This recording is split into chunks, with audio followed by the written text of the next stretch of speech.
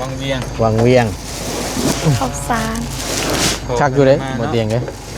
ก็ยังบ่ทันมาซับ 1 2เฮ้ยเอาไข่มดแดงมาฝากต้องใส่มือนี่ อืม ไข่ ขึ้น ขึ้นให้เจ้า ไฟเจ้าขึ้นน่ะเจ้าขึ้นเทิงน่ะเอ๊บ เฮ้ย ฮึบเอ๊บเอาเด้อ เอ้ายังบีอีกบ่ เอาเอาอีกบ่พอละเจ้าสิมีแต่ว่าข่อยสิมอบเงินไว้ให้เด้อบัตรไปแล้วบัตรเจ้ามาแล้วเจ้าบริหารเอาเด้อว่าเจ้าสิซื้อในส่วนใดเด้อเอาก็มีแต่ว่านี่เด้ออันน้องลาวแล้วก็น้องไซเด้อเงิน3 ล้านนี่ที่ว่าเอ้ยใหญ่จิดีเพิ่นจะซ่อมหลังคาให้เจ้าเที่ยวมันหัวเด้อก็มีแต่ว่าทั้งให้สิมอบให้เจ้าเด้อไว้ให้เจ้าบริหารถ้าทั้งผัวเจ้ามาบ่าวบุญคงมาแล้วก็เอาเงินก้อนนี่แล้วก็ซื้อไม้ซื้อตอกซื้อในส่วนที่มันยังขาดเนี่ยเด้อเอามีแต่ว่าอยู่ในนี่3 ล้านกีบเด้อเอาหับไว้เด้อเก่าทั้งเบิดทั้งมวลเด้อทั้งซื้อข้าวแล้วก็ซื้อไข่ซื้อมีพร้อมเงิน3 ล้านเด้อมีแต่ว่าอยากให้เจ้าทั้งสองเด้อนบมือขอบบุญขอบคุณขอบอกขอบใจทางเอื้อยใหญ่ใจดีทั้ง2 ท่านเด้อเพิ่นก็เป็นคนลาวนี่แหละเพิ่นก็บ่ได้ขอชื่อเสียงเรียงนามหรอกก็มีแต่ว่าอยากให้เจ้าขอบบุญขอบคุณขอบอกขอบใจให้คำอวยพรอวยชัยทั้งเอื้อยใหญ่ใจดีเพิ่นทั้งสองนี่เด้อ ขอบคุณขอบคุณเด้อทางปานใหญ่ใจดีทั้ง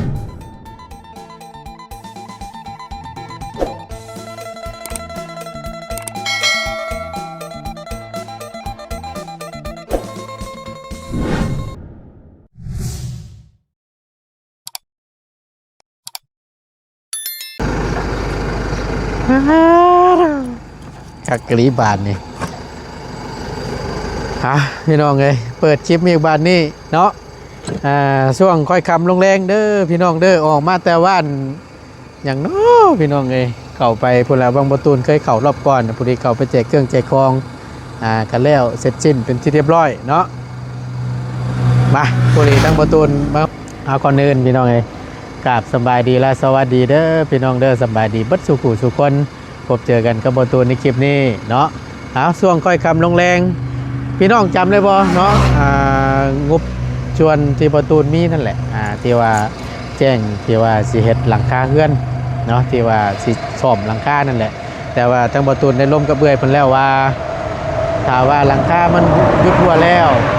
มาสมทบเป็นหันค่าเฮือนน้องไซซะเด้อว่าซั่นทางประตูเด้อว่าซั่นทางประตูก็เลยสิเอาเงินจำนวนก้อนนี้ไปมอบให้ทางอีหล่าไซเพิ่นให้พ่อเพิ่นบริหารเนาะเพิ่นสิซื้อในส่วนใดมาใส่ก็สุดแล้วแต่เพิ่นพี่น้องเอ้ยบ่ตูนมีงบอยู่เพิ่นฝากมาให้ทั้งบ่ตูนนั่น200เนาะก็ได้อยู่4 ล้านพี่น้องเอ้ยบ่ตูนชื่อเครื่องซื้อข้าวน้ำแน่ซื้อมีไข่มาให้ทั้งอีหล่าเพิ่นแล้วก็ส่วนที่เหลือบ่ตูนสิมอบให้เพิ่นเนาะใส่เอ้ยมานี่ดูพี่น้องเพิ่นก็โอ้ยบ่ตูนเด้ว่าซั่นบ่มีหม่องไปแล้วบ่ว่าซั่นก็คือเห็นแล้วพี่น้องทั้งบ่ตูนก็มีเครื่องมีของหรือว่ามีงบนี่แหละที่จะมามอบให้ทั้งน้องเพิ่นเนาะก็นานๆมาทีทั้งบ่ตูนก็ได้ก็บ่ได้ว่ามาจำเจอยู่เนาะก็คือเห็นละพี่น้องเอ้าก็บ่ว่าเพิ่นสบายดีป้าไปบุกไส้มานี่ของแท้บ่ป้าเมื่อกี้นี่ยังจะได้เปื้อนมาอีกบัดนี้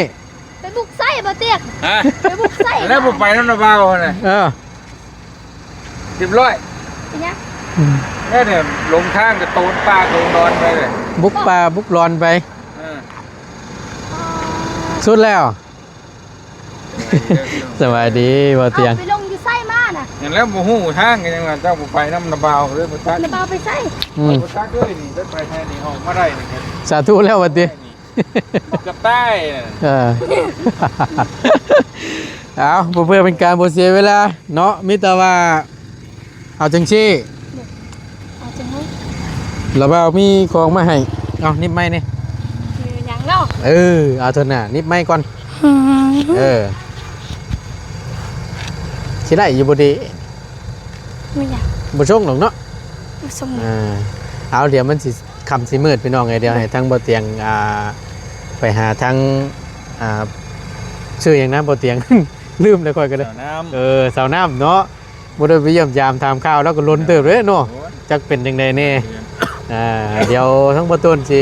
เอาข้าวลงก่อนเนาะพอดีแกมาออกมาแต่พุ่นล่ะบ้านยังบ่เตียงก็ลืมแหละ วังเว้ย บ้านวังเว้ย วังเว้ย แม่นเนาะ จักว่า บ่ฮู้ จักว่าล่ะ อ๋อ บ่ฮู้ วังเว้ย ฟังเว้ย นั่นวังเว้ยอันนี้วังเวียง ไปเทียมแล้วอยู่กับวังเวียงกันแหละ ใกล้เคียงกันอยู่เนาะโอ้ไปช่วงนี้ย่านอยู่ได้เหรอ ไปได้บ่ ได้อยู่บ่ ได้แลกโตวคนผู้เดียว เดียว บ่แม่นได้สำหรับตัวคนรถดีไปบ่ได้ดอก ไปเฮาเนี่ยแหละไปเยี่ยม เฮาเองนี่แหละ เลย ต้อง ก็ เปิ สิได้ ไปเยี่ยม มื้อนี้คงสิบ่ หน่วยไป โอเค มาบัดนี้จับกล้องให้ละบ่าวเอาอึ๊บ วังเว้ยวังเวียง วังเวียง ข้าวสาร คักอยู่เด้บ่เตียงเด้ก็ยังบ่ทันมาครับ 1 2เฮ้ยเอาไข่มดแดงมาฝากมันใช่มื้อนี้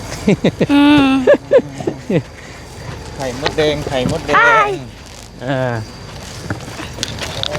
เอาไว้อยู่ตารางก็ได้เด้อ โอ้โหไว้ไส เอาไว้ตาราง ไว้ตารางนี่บ่ เลย ขึ้น ขึ้นให้เจ้า ไผจะเอาขึ้นน่ะเจ้าขึ้นเทิงน่ะอึ๊บ เฮ้ย ฮึบเรียบร้อย โต ไปบาทนี้โอเค ว้าว เบิดแล้วบ่ข้าวกินนะ โดย ทำยังเด้อแล้วบ่เอาเขียวเมื่อได้ กินข้าวให้ กินข้าวให้ เขาให้ได้แซ่บ เนาะเบิดเท่านั้นแหละเนาะบ่เตียงเนาะ เขาเล่เขาดำ ไปฉันไปขอบใจบ่เตียงหลายๆขอบใจไปเอาไข่ก่อนจักหน่อยหนึงอุ้ยค่ำเลยฝนสิตกอีกได้มื้อนี้ก็ได้เอามึงก้นมื้อน่ะ โอ้เนาะคงจีตำนองนั่นฉลอกคงจีบ่เกินนั่นนะบ่เตียงเลยไปโดยเอาขอบใจเด้อบ่เตียงเด้อขอบใจ ฟรี โดยมาพี่ล่ะมาเอาอันนี้มาเอานี่น้ ขอบใจ ำ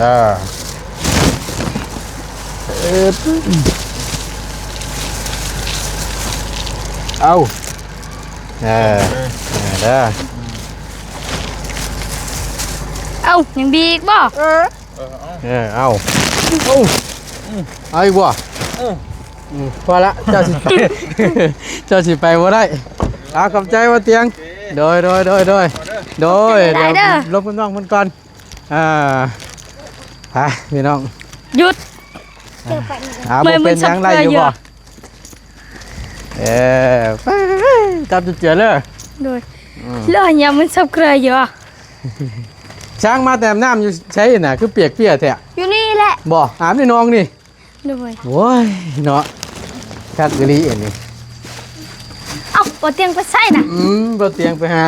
สาวน้ำเพิ่น เท่าน้ำใส่ เอาเพื่อนหลังนั่นเด้อัน บ้านอะไรบ่หรือบ้านหยัง บ้านอะไรน้อยเด้แม่นบ่วะ อะไรไง แกงบ้านบ้านแกงไข่ใช่บ่บ้านหยังอันลุ่มลงไปนี่แหม มันจะไข่ นั่นแหละ สาวน้ำใส่วะ โดยสบายดีน้องสบายดี ไปนะแม่ไปหาใส่เสื้อน่ะยุ่งกินน่ะน่ะ บ่ใจไปสับเยอะไปใจ ฮะเสื้อมันเปียก หมดเปียก เปลี่ยนอะไรก็เที่ยวโหลดแต่น้ำโอ้ยเนาะไปหาชุดมาใส่ พุ่นเพิ่นขี้นั่นขี้เหือพุ่นเหือนั่น เอามานั่งทั้งนี้ล่ะมันจังบ่มืดมันสะท้อนแสงนี่โอเคเอ้ยเนาะ 50 โล ฮะเจ้าหากระตำเข่าแล้วใช้ตำอยู่ใช้น่ะ อยู่ผู้เป็นหลังเก่าพุ่นน่ะเอาคือสิหยุดไปหลายเติบอยู่ดอก เลย 50 โล เลยกินเบิดครอบครัวพ่อตู้แม่ตู้น้องค่อยแม่ ลายลีนี่เนาะจังพอแล้วสั่นทั้งประตูไม่ตู้นำสอบ1 700,000พี่น้องเนาะ แพงเติบ สอบ1 700,000ไข่2แต้นี่ก็ตกอยู่130,000 นะเบา โดย เขาจะให้เบิ่งเด้อ นะมันยังล่ะ กินมีกำลังแซ่บ มีอึดเก้ย ๆบ่แม่น ฮะ เฮาหากะเมื่อกี้นี่ แม่นบ่ หากะลวกเมื่อกี้นี่พอดีระเบามาแล้วก็ลกมาเลย ก็เลยบ่ทันกินครับ มาด้วยบ่เป็นหยัง กินแล้วแหละสักคำบอกนั่นน่ะเดี๋ยวมันสิอืดนั่นก็บ่ได้แซ่บเด้น่ะ บ่เป็นหยังจังไงก่อนจะกิน จังหน่อยก่อน แต่ก็ซื้อมีมาให้แก๊สหนึงเนาะให้แสน น้อง 20 เขาบ่เคยกินข้าวเลยแหละแต่มื้อเช้านี่หากะเทื่อเดียว มันเป็นหยัง เทื่อเดียวหากะกินเมื่อกี้นี่แหละ ก็ ก็ ยาก เพิ่นบ่กินข้าวเลยแหละ ได้เพิ่นแหละเฮ็ดได้เพิ่นบ่อยาก ไปลิ้นน่ะ มีแต่ดินหลายกลัวบ่ ด้วยไปลิ้นลืมข้าวลืมน้ำเลย อืม ต่อไปลิ้นบ่แม่นลิ้นแถวบ้านนี่พูนไปลิ้นอยู่บ้านนาลากพุ่นไปอาบน้ำเซตลอดถามเพิ่นไว้ได้เทื่อมาอึดเขาถามเพิ่นว่าน้ำใหญ่หรือบ่ว่าเตียงว่าสิไปบ้านนาลางเพิ่นไปอาบน้ำเซตลอดเด้ บ่ย่านตกบ่ บ่ฮู้เพิ่นและเพิ่นมักไปลิ้นเฮ็ดจังได๋ซะ ปวดภูเห็นว่าก็ได้ยุ่งบ่น่ะพึบพับอยู่เนาะ เอ้า ครบไปเลยแต่เดียว เนาะถึกใจว่าฉันใช่พอเจ้านั้นเลิกเวียกแล้วบ่ซ้ำนี่ เลิก4 โมง เลิก4 โมงว่างอยู่บ่ณตอนนี้ ก็ว่าง โทรมึงดูฮะ อยู่ใส่ละโทรศัพท์ก็อยู่ทาง ไปขึ้นเอาไป โทรศัพท์เบ็ดกระมัด โอเคไปขึ้นไปเอารถยึบว่ะตาเอ เอ้ยเนาะน้องนุชดาวเอ้ยน้องนุชดาเนาะโอ้ยไปทุกที่เราบ้านในชื่อแม่พุ่นเองนะ ลืมทั้งประตูนก็ได้ลืมมันชื่อลูกชื่อหลานบ้านนี่ พอดีซื้อในส่วนหนึ่งพี่น้องเนาะก็ที่แรกก็ยังคิดอยู่ทางประตูนก็ว่าสิ ไว้ จังได้ แต่ที่แรกก็อันมา หารเบิ่งก็เลยนี่แหละ เอ ซื้อ อ ข้าวซื้อน้ำมาให้ มีไข่พอได้กินทั้งเจ้าตำข้าวหากะยาตำคู่มือบ่เข่าอะนะอยากมาย่ำไรนะมันตำเอาบ่โอ้ มือนึงต คือนั่งตั้งพวกหลายโอเคนั่นแหละโทงดูหาว่างบ่ ำครับแล้ว ครับแล้ว โล บ่ สบายดี สบายดีเด้อบาบุญคงเลิกแล้วบ่เวียกนั่นน่ะฮะ โอ้ยสวัสดีเด้อ โดย เลิกเจอบ้าเบียกนับเด้อแต่กัน เลิกเที่ยวเลิกแล้ว เลิกแล้วเนาะ แต่เว้นนี่เลิก5 โมง พวกนี้ได้เป็นเด็กเนาะ สัญญาณบ่ค่อยแห้ง กินโดยกินแล้ว กินข้าวหากันแล้ว เฮ็ดกินหากันแล้ว ได้ยังกินแรงนั่น เป็นชื่อเป็นชื่อลาดกิน บ่ซื้อผักมาซื้อเถอะ ข้าวกินน้ำแล้วสุด กินมาแล้วเรียบร้อยแล้วยังแต่ข้าวแรงพุ่นล่ะเดี๋ยวกลับเมื่อพุ่นล่ะสิกินบ่บุญคงอันว่าถามแน่อันว่าอัน โดย อันนี้อันหันค่าลูกสาวนี่ย่ำได้สิแล้วนั่น ว่ากัน ก็มั่งคือกันนะ เฮ็ดเองได้บ่ โดยแม่นล่ะ จ้างเงินประจำเนาะ สร้างจำเป็น สร้างจำเป็นสร้างเงินขมั่งแหละก็ถือว่าเก่งได้เนาะเฮ็ดได้สำนี่เนาะ ตึงเลย สุดยอดเขามั่ง เบิดงบผู้ดีเนาะได้ยินอยู่บ่ หมดงบพอดีคนได้ยินอยู่ ไปหาทำงานสู่เอางบมาเฮ็ดหันค่ายลูกสาวต่อบ่ โดย ที่แบบว่าคือข่าวชนะแน่นะแกไว้เอ็ดเงินตัวน้อยที่ไม่นะ ว่าห้ากันไม่เห็นไหนหัวจำเป็นไปห้าเนี่ย คันบอกไปหาก็บ่แล้วและสั่นนี่ ถ้าสมมติว่าไล่งบมานั่นสิซื้อส่วนไรมาเฮ็ดในอันหันค่านั่น ก็คือไม่วันคือไม่เห็นกัน ซื้อไม้บ่ คือไม่มีมือหน้าละซื้อโลซิงั้นละ โลซิกนี่ แล้วบัดนี้ใส่ไม้หยังแน่บัดนี้ใส่จักโตไม้นั่นน่ะ ไม่ประมาณตัวสี่ต้น ซอซิโต ไม้หยังแน่มีไม้หยังแน่ ไม่ยังแน่ มีแต่ไม่ห้าฟุต ห้าคุณชิป ไม่หาคุณชิปสร้างดีจ้าข แล้ว โมย แล้วก็มีหยังแน่ แล้วก็มียังแน่ มานี่ อ้าวคำสร้างนี่ต้องรู้ได้ดอกฉันสั่งไว้บ่ถูกได้ มาชัด เอาสบายดีเด้อตูเด้อสบายดี เนี่ยจ่ายเงินด้วย แล้วกันบัดนี้สร้างก็คำนวณบ่เป็นซ้ำ เอามาไม่เอาข้าวมาหน้ามาให้มึงกิน บ่เป็นหยังดอกขอบใจหลายๆผู้ดีอันชื่อเข้ามาให้ทั้งอีหล่าเพิ่นน้องไส้ ผมเจ้ตะเรเทียบูดโดยบาตูถึงจากนู้นในผู้อ่านซากสังคม ใช้สร้างพง ก็นี่แหละ ครับโอ้ยเมื่อยน้ำดี สร้างมัง สร้างจำเป็นไว้ใส่เนาะเอามีแต่ว่าคือจังซี่บ่าวบุญคงอันว่าเจ้าจำได้อยู่บ่ ผู้ดีงบที่ทั้งเอ้ยใหญ่จิรีเพิ่นว่าสิซ่อมหลังคาเฮือนใหญ่ให้เจ้าอันเด้จำได้อยู่บ่ โดย แล้วบัดนี้แหละหลังคาเฮือนใหญ่เจ้าน่ะมันหยุดแล้วเนาะในการหัวเนาะโอเคนี่อันมิตรว่าจังซี่คอยได้ล้มกับเอื้อยเพิ่นแล้วเพิ่นว่าให้มอบให้เจ้าแหละซื้อนี่ละส่วนที่มันขาดเฮ็ดห้านค้า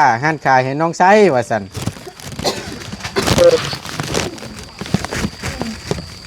มีแต่ว่าก็สิฝากเงินไว้ให้น้ำทั้งลูกสาวเจ้าทั้งเมียเจ้าเด้อ ฝากถึงคอย โอ้เจ้าก็เลือกเอาระหว่างเจ้าสิไปซื้อกินแล้วมาเฮ็ดทานข้าวเจ้า อยากเฮ็ดทานข้าว ปิดรถก็ได้กล้องนั่นแหละของเจ้าโอเคมันจังบ่นั่น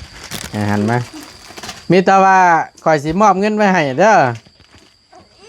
โดย บัตรไปแล้วบัตรเจ้ามาแล้วเจ้าบริหารเอาเด้อว่าเจ้าสิซื้อในส่วนใดเด้อ โดยไปซื้อไม้นี่แหละซื้อไม้ก่อนซื้อไม้ ไม่ราคาแพนนะลูกซิ่งเนาะดีคือกันเอาตัวนี้ไปก่อน โดย เพราะว่า คือการบ่อยู่ ฮะ ฝนบ่ได้ตกเพิ่นถามว่าฝนตกบ่อยู่เพิ่นกำลัง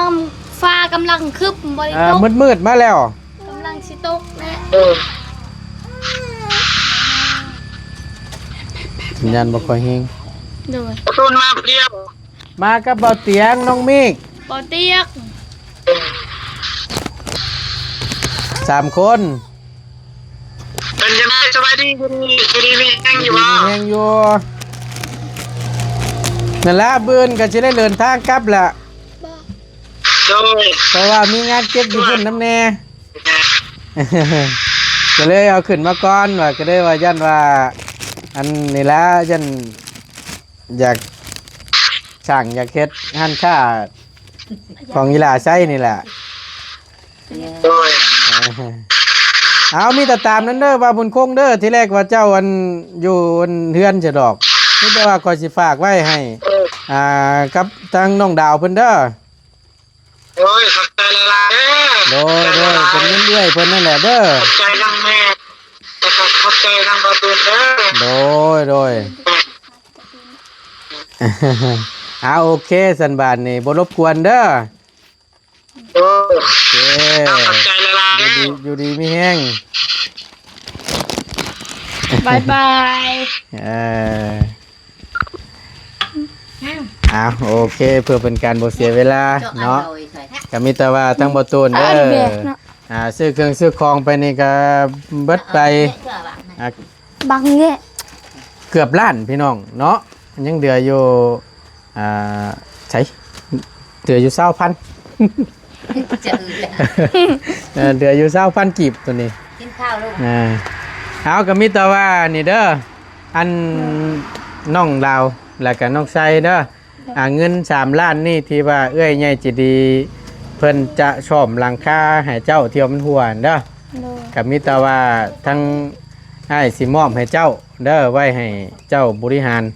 ถ้าทั้งผัวเจ้ามาบ่าวบุญคงมาแล้วก็เอาเงินก้อนนี่แล้วก็ซื้อไม้ซื้อตอกซื้อในส่วนที่มันยังขาดเนี่ยเด้อเอามีแต่ว่าอยู่ในนี่3 ล้านกีบเด้อเอาหับไว้เด้อโอเค3 ล้านกีบ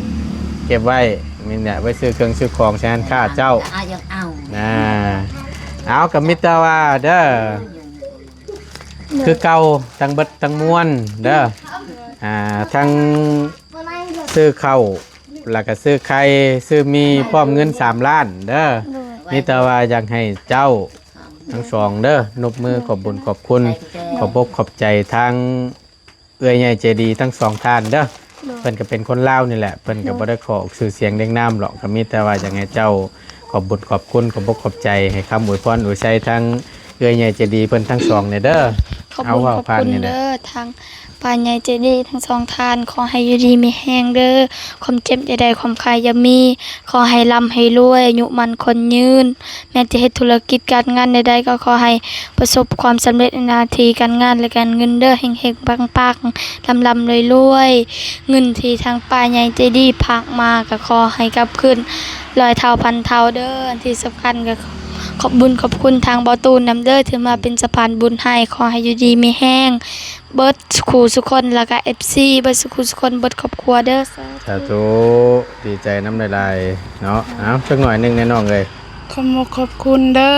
เอ๋ยใหญ่ใจดีทั้งสองท่านขอให้อยู่ดีไม่แห้งความเจ็บจะได้ความใครยามีพัฒนาสิ่งใดขอให้ได้สิ่งนั้น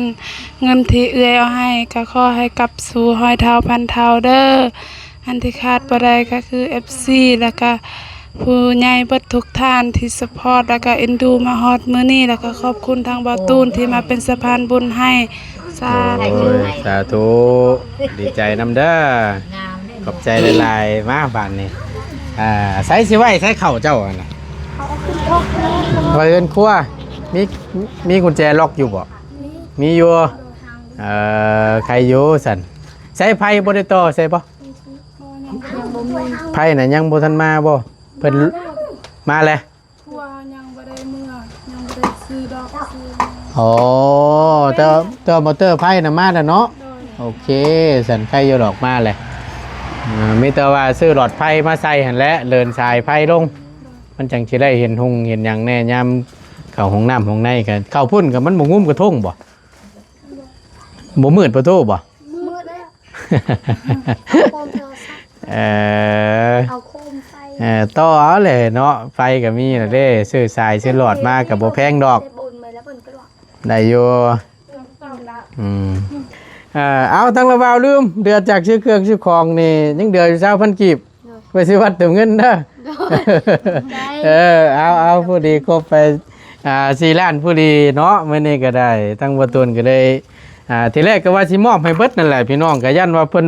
บ่มีข้าวมีน้ำกินนี่แหละคือเว้าหั่นล่ะ ดีแล้ว ดีบ่ บ่ต้องจำแจวแล้ว เห็นแล้วอยากได้กินน้ำแน่บ่นั้นก็เลยเอาแบ่งเอาเงินส่วนนี้ซื้อเครื่องมาให้เพิ่น ตอนเขาไปให้น่ะไปสวนน่ะไปทางสวนอยู่พุ่น เขาบ่ได้กินข้าวเลยไปแบบนี้เลยบ่มีอาหารได้มีแต่แจว บ่เมื่อยบ่ ก็จักสิกินหยังลูก ไปแต่ละมื้อหั่นเลย โดยก็เมื่อยอยู่ ขมั่งแล้ว กำลังแหละโอ้ยเนาะมีแต่จ้ำแจ่วลวกผักนั่นน่ะ โดย สิมีแห้งอยู่บ่นั่นน่ะ ก็หมด กับก่อนหน่อไม้ บ่ ก็น้ำไม้ แล้วบ่แล้วเราว่าเขาให้เขาหยังนะปลูกแล้วบ่ละ แล้วบ่แล้วบ่แล้วเนาะ เราเมื่อบอก เราว่าเอาสิเดินทางบื้นได้หลาย อย่าลืมแวะเฮือนเฮาเด้อ ฮะ อย่าลืมแวะเฮือนเฮาเด้อ จังหว่าจัน เขาสิไปเก็บผักกาดให้อยู่สวน อยู่ไส อยู่สวนครับอยู่ให้ อยู่ให้ผู้ โดย อ่า ไปเขาเดียวก็ได้ลายแล้วผักกาดเขา บ่ปลูกบ่ โดย เอาบ้านไปตามให้นี่ โดย เอาออกสิบ่น่ะ ป้า เนาะเฮ้ยบัดถ้าปลูกอยู่นี่มันคือบ่แตกซะคือบ่งาม บ่งาม เลยอยู่นี่เขาบ่ได้จู อยู่แคมป์ห้วยเลยเขาจุดแบบอยู่แคมป์ห้วยวานนั่นแบบน้ำมันชุ่มชื่นนะ เขาก็งาม โดย มันอยู่ภูบ่ได้งา ส ม ลีซัมนี่ โอ้ นะเบาสลีเขาซัมนี่ มักซิลี่นะโอ้เอาปลูกได้หลายเดี๋ยวเราว่าได้ขึ้นมาเลยให้ได้ต้มได้บัดนี้เด้อ ด้วยโอ้ อ่า ยจม ให้ได้ต้มได้กินได้มีโยกแต่งให้น่ะ แม่ใหญ่ ปลูกอยู่บ่ แต่มดตายเลย ปลูกแต่มันตายปลูกใช่ไหม มีหน่อย ปลูกไม้แหละในมันก็ได้ พังเบิ่งได้เด้อละเบ้าเพราะว่าทั้งละเบ้านอนอยู่เชปูนผู้ยันจีได้นั่งรถสายทางเมื่อประจักษ์ เราเอาแวะเป็นเฮาคอส เพราะว่าละเบ้าเขาว่าให้ละเบ้าแว่นี่ละเบ้าต้องนั่งรถขึ้นมาอีกเดี๋ยวก็สิได้กลับลงไปอีก โอเค อันน่ะเพราะว่าทั้งบ่เตียงนี่สิได้เดินทางสิลัดทั้งเส้นเมืองนองแล้วก็ลงทั้งแขวงสารวัตรแล้วก็ลงทั้งปากเซพุ่น อันน่ะทั้งบ่ตูนบ่ได้ลงน้ำพี่น้องรอบนี้ก็ได้ก็เนื่องจากว่านัดกับทางสร้างไผเพิ่นอยู่สิเข้าไผให้เฮือนน้องพรเพิ่นนั่นแหละอยู่บ้านเทิมใหญ่น่ะทั้งเจ้าเห็นอยู่บ่ได้เบิ่งอยู่บ่คือสิฮู้อยู่ดอกเนาะพอดีนัดกับเพิ่นวันพุธบ่วันพุธกับวันพฤหัสว่าซั่นก็เลยว่าสิลงมื้ออื่นอันน่ะ เท่ายังน้องเดิมน่ะเพิ่นอยู่บ้านใดก็ น้องเดิมพูนลาวใต้พุ่นหลายอันนี้น้องพรนี่อยู่พลานนี้พลานครึ่งมาพี่ได้หรือว่าทั้งเจ้าสิใช้รถโดยสารลงแผ่นละวาวบ่ บ่ ไปว่าไปลำหน้าซอยละบ้าวปีนี้ ไป ไปอยู่บ่เฮ็ดเป็นอยู่บ่ลกกาเป็นอยู่บ่บ่ช่องแท้ แต่ลูกซื่อๆก็เป็ด จังว่าสิเตะก้าขี้ตมสิบ่แตกจังประจักษ์เนาะเตะก้าไปเป็ดไปประจักษ์ บ่เคยเห็นหนา พอแห้งเนาะแล้วลำให้ลำหน้าสวดเฮ็ดบ่เป็นซ้ำบาทนี่ ก็เป็ดอยู่ เบิ่งได้ผัวทั้งบ้านทั้งแขวงทั้งสวรรค์พุ่นเฮ็ดไร่เฮ็ดนาได้เจ้า มือได้สิ ฮะบ่เมื่อยมันก็เป็นรูมันสำบายกูปลูกเขาให้เจ้าอีก บ่ ปลูกปลูกเขาให้เจ้าเลยเสียแต่หยา แม่น เนาะ ปลูกอยู่แล้ว เอ้ย แต่มัน โอ้สบายเนาะ มันก็บ่ได้ยากคือเขาให้เจ้าได้เนาะคือเขาให้เจ้านี่เที่ยวเสียแต่หยามันนั่นแหละ เสียยาวิทย์นี่คือเสียยาอีก ห่าน หน้าตลอด ห่าน เบิ่งขออนุญาตเด้อ นี่ ห่านเพชรไปซังนั่น อันนั้นแบบตัดต้นไม้นะมันถึกตีนตัวเอง เอาผ้าเฮ็ดแบบนี้แหละถึกตีนตัวเอง โอเคพี่น้องเอ้ยไปสั่นมิตรทั้งเราเบ้าสิกลับก่อนบ้านนี่เด้อ โดย ขอบโดยอยู่ดีมีแห้งเด้อตัวเด้อกลับก่อนเด้อบัดนี้เด้อโดยและมีแต่แบ่งกันกินนะเด้อใครก็ได้มีกะ ก็จะได้ยูดไปหลายเติบอยู่หรอกชอบหนึงเนาะ50โลมิ แลก20,000บ่ มีแต่คนกินบ่แห้งส่วน บางนึงนี่ไผกินหลายแท้ นั่นยังปลาเพิ่นแม่เพิ่นปลาเพิ่นไปเฮ็ดเวียก ก็บ่มีไผกินแฮงเพิ่นเฮา โอเคไปเดี๋ยวมันสิยืดสิยาวสบายดีเด้อสบายดีตู้สบายดีโดยเอาเฮ็ดได้เดี๋ยวนี้สิ เอาเนี่ยกล้างปะนะยังไป เอาเข้าไว้ในนี่บ่โอ้ยย่านะบ่ได้นะตัวเอาเองเลยบ่โธ่เฮ็ดป่านนี่เฮ็ดซ้ำสิเฮ็ดเอามีอยู่บ่มึงป้านั่นเฮ้ยเก่งอันนี้ตั้งไว้โอ้ยผู้ให้ก็บ่เสียใจหรอกเนี่ยนี่แล้วบ่าวชื่อมาให้ก็บ่เสียใจหรอกเนี่ยนี่โจมเองเลย ใจเสียดาย บ่เสียลายก็บ่ได้เสียโจมเองยุกเองเด้เฮ็ดได้ไรสั่นไปมิเตอร์เอาไข่น่ะไว้เด้อล่ะเด้อโดยไปพี่น้องทั้งประตูนก็ถือว่าได้ทำภารกิจหรือว่าหน้าที่ทั้งประตูนแล้วเสร็จสิ้นเป็นที่เรียบร้อยแล้วเด้อพี่น้องเด้อเนาะก็บ่ว่ากันพี่น้องเอ้ยก็อย่าลามาเด้อพี่น้องบ่ได้ก็คือเว้านั่นแหละเนาะก็งบในส่วนที่เหลือที่เบาตูนว่าสิซ่อมหลังคาให้แล้วบัดนี้ทั้งเอ้ยเพิ่นเปลี่ยนมาซอยหันค่าน้องไส้ซั่นเด้อว่าซั่นเนาะทางเบาตูนก็ได้เลยมอบให้เป็นที่เรียบร้อยว่าให้ทางผู้พ่อเพิ่นมาบริหารจัดการว่าเพิ่นสิซื้อในส่วนใดเนาะก็แล้วแต่เพิ่นตัวนี้พี่น้องเอาก็ถือว่าแล้วเป็นที่เรียบร้อยเนาะก็ต้องก่อนอื่นทั้งเบาตูนก็ขอบบุญขอบคุณขอบอกขอบใจทางเอื้อยใหญ่ใจดีหลายๆเด้อที่มีน้ำจิตน้ำใจชดชอยทางอีหลาไซเนาะโดยตลอดมาก็ขอให้เอื้อยทั้งสองท่านจงมีแต่ความสุขกายสบายใจเด้อปรารถนาสิ่งใดขอให้สมคำมุ่งมั่นลังปรารถนาเด้อบ่ว่าสิธุรกิจการงานใดๆอยู่ณตอนนี้ก็ขอให้ประสบผลสำเร็จในหน้าที่การงานตลอดปีและตลอดไปเด้อเอื้อยให้มาสำใดขอให้กลับคืนไปหาสู่ทางครอบครัวของเอื้อย100 เท่าพันเท่าเด้อเด้อเนาะขึ้นเหนือต้องใต้ก็ขอมีแต่คนหักคนแพงไปใส่มาใส่ก็ขอให้เดินทางตลอดปลอดภัยให้อายุมันคนยืนสาธุเด้อเนาะเอาสิ่งที่ขาดบ่ได้ทั้งประตูนก็ต้องขอขอบคุญขอบคุณทางพ่อแม่พี่น้อง FC เบิดทุกท่านที่เข้ามาเป็นกำลังใจให้กับประตูนโดยตลอดมาสำหรับคลิปนี้ทางประตูนก็สิได้ขอลำลาและขอจบคลิปลงไปพร้อมกับบรรยากาศมืดๆนี่แหละเนาะฝนกำลังสิตกพี่น้องเลยไปแล้วอยู่ดีมีแห้งสบายดีเด้อพี่น้องเด้อ